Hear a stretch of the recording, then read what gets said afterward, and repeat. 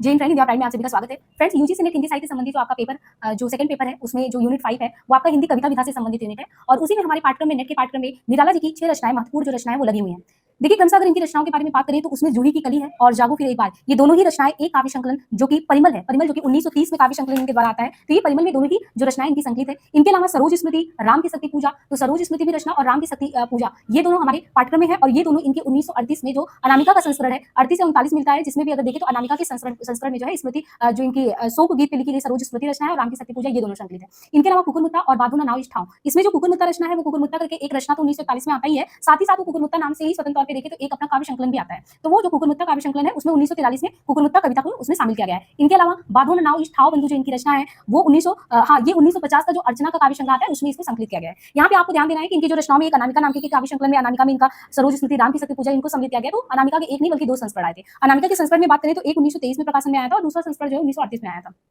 अब आज हम बात करने वाले हैं जिस चर्चा पे विस्तार से देखने वाले हैं वो है इनके द्वारा जूही की कली रचना। जूही की कली रचना अगर हम निराला के कह सकते हैं कि लेखन में जैसे ही लेखन की जो सहस्वावस्था होती है, उद्भव काल होता है, तो जूही की कली बिल्कुल इनके आप कह सकते हैं वही लेखन के अभ्युदय का काल है। जूही की कली को कहा जाता है कि यही निराला की पहली रचना भी है। उस तरीके से देखा जाए तो इनका समय भी आप देखेंगे तो वही वर्तमान शोधों के अनुसार ये माना गया है कि जो जूही की कली है, जो नवीन शोध है उसके अकॉर्डिंग ये बता दिया गया कि जो जूही की कली है वो रचना जो है पहली नहीं है, क्योंकि जन्मभूमि करके कोई रचना खोजा गया है उसको बोला गया है पहली रचना है। बाकी ये जो जूही की कली इनका निराला जी स्वयं बताते हैं कि ये रचना जो 1916 में जो है कविता के रूप में आया। बाकी अनामिका में तो ये 1930 के अनामिका के संस्करण में परिमल के संस्करण में हम जो है जूही की कली को देखते ही हैं। तो ये जो 1916 में निराला जी स्वयं बताते हैं कि ये जो है 1916 में ये कविता लिखा गया। बाद में जब बहुत सारे शोध वगैरह होते हैं उनसे पता चलता है कि ये जो रचना है 1921 में लिखा गया है और ये जो संकलित हुआ है, ये जो संकलित हुआ है 1930 के परिमल में जो है, परिमल जो इनका काव्य संग्रह उसमें जूही की कली को संकलित किया गया है। इनके अलावा क्या ये रचना जो है जब 1916 में निराला स्वयं कहते हैं और बाद में हम प्रकाशन में देखते हैं 1922 में आता है, तो इसको संकलित कहाँ किया गया था? तो हमने आपको पहले बताया कि जो प्रारंभ में अनामिका का पहला संस्करण था वो 1923 में आया। बाकी इसको कालांतर में जो है पहले तो इसको अनामिका के प्रथम में 1923 में इसको किया गया, बाद में ये परिमल में कालांतर में जो है परिमल में इसको संकलित किया गया। इस कविता में देखिए कवि ने जो है जूही की कली के माध्यम से ऐसा नहीं है कि प्रकृति के सौंदर्य को इस तरीके से जो है सबके सामने रखा है, जैसे हम सुमित्रानंदन पंत को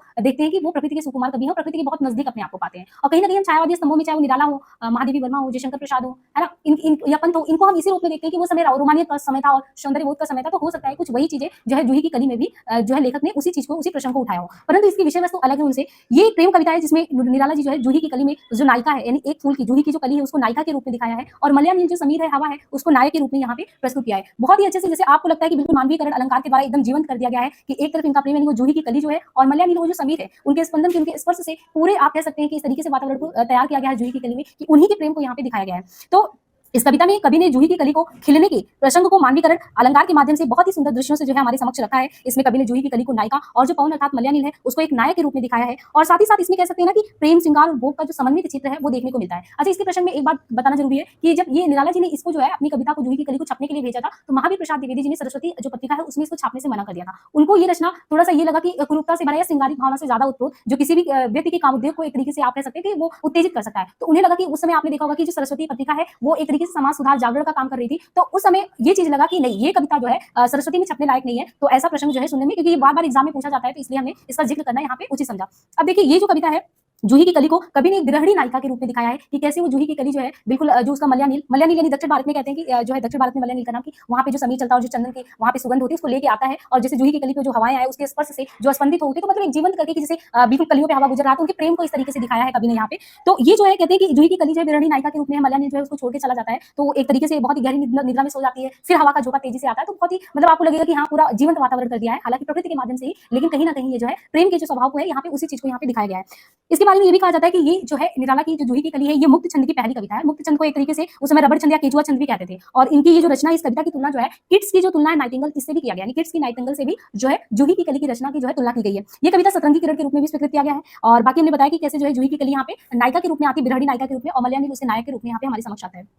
कुछ पंक्तियां जैसे यहाँ पे आया हुआ है कि आई याद बिछड़न से मिलन की वह मधुर बात, आई याद चांदनी की धुली हुई आंधी रात, तो कुछ इस तरीके से बहुत ही आप कह सकते हैं कि प्रेम से उत्प्रोत जो है पंक्तियां इसमें आती है। तो कुछ बहुत ज्यादा ये कठिन कविता नहीं है, बस आपको ये ध्यान रखना है कि कब कविता मतलब कि प्रकाशन में आया, पहली बार कहाँ पे प्रकाशित हुआ, काव्य संग्रह कौन सा है जिसमें प्रकाशित हुआ। बाकी कुछ इंपॉर्टेंट जैसे हमने आपको ये प्रश्न बताया कि जूही की कली ही एक तरीके से देखा जाए तो जैसे ही इन्होंने प्रवेश किया लेखन में इनके अभ्युदय का काल भी इसी से माना जाता है। ये कुछ इंपॉर्टेंट चीजें हैं, बाकी बहुत ऐसा कुछ नहीं है इस कविता में जो आपको समझने में दिक्कत होगा। तो हम संपूर्ण वाचन करते हैं कविता का। विजन वन वल्लरी पर सोती थी सुहाग भरी, स्नेह स्वप्न मगन, अमल कोमल तनु तरुड़ी जूही की कली, दृग बंद किए शिथिल पत्रांक में वासंती निशा थी, विराह विधुर प्रिया संग छोड़ किसी दूर देश में था पवन, जिसे कहते हैं मलयानिल। देखिए जूही की कली जो रचना है, जो निराला जी के द्वारा ये जो रचना लिखा गया है, इसमें विरह में पीड़ित नायिका के रूप में जो जूही की कली आती है वो अपनी प्रेमी पवन की विरह में तड़प उठती है, जो उसे छोड़कर दूर मलयागिरी पर्वत पर चला गया है। वह अपने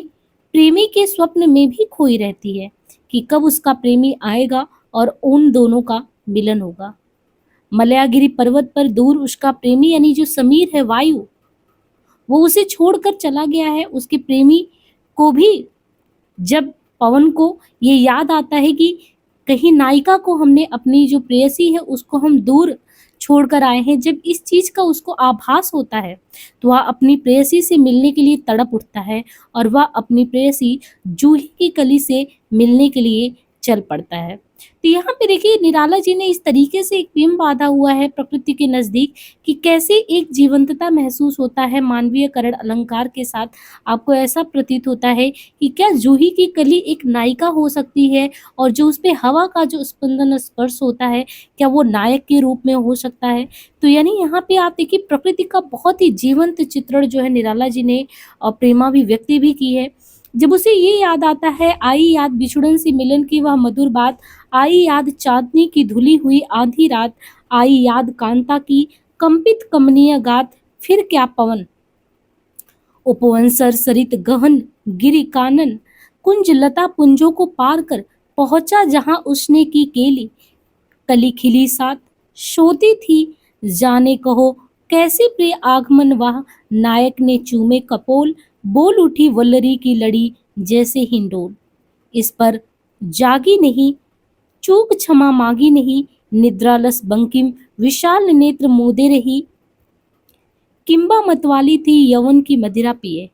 कौन कहे निर्दय उस नायक ने निपट निठुराई की कि झोंकों की झाड़ियों से सुंदर सुकुमार देह सारी झकझोर डाली, मसल दिए गोरे कपोल चौक पड़ी युवती चकित चितवन निज चारों ओर पेर, हेर प्यारे की सेज पास नम्र मुख हंसी खिली खेल रंग प्यारे संग। तो यहाँ पे देखिए कैसे बहुत ही जीवंत चित्रण कर रहे हैं कि जैसे ही उसको याद आया, यानी उसके जो मलयाल उसका जो प्रेमी था, नायक जो था, जैसे ही उसको अपनी नायिका का याद आता है वो उसके पास बहुत ही तेजी से पहुंचता है। और जब वो पहुंचता है तो उसको सबसे ज्यादा दुख इस बात का होता है कि पवन के आने का जो है वो पता जूही की कली को पता नहीं चलता और वो उसकी प्रेसी जो जूही की कली है अपने सपनों में खोई है, निश्चल आगे मुदे पड़ी है, उसे अपने प्रेमी के आने की कोई सूझबूझ नहीं है और वो अपने प्रेमी के स्वागत में नहीं उठती है। इसे देखकर उसके प्रेमी को लगता है कि जूही की कली को उसके आने से कोई हर्ष ही नहीं हुआ और पवन क्रोधित हो जाता है। फिर पवन क्रोधित होकर अपनी झोंकों को तेज गति से चलाने लगता है जिससे जूही की कली के कोमल तन पर आघात लगता है और वो हड़बड़ा कर उठ जाती है। तब अपने सामने अपने प्रेमी पवन को देखकर वह हर्ष से उल्लासित होती है और फिर दोनों प्रेमी प्रेमिकाओं के गिले शिकवे दूर हो जाते हैं। इस प्रकार उन लोगों का सुखद जो मिलन है वो यहीं पे समाप्त होता है और दोनों प्रेमी प्रेमिका प्रेम के रंग में डूब जाते हैं।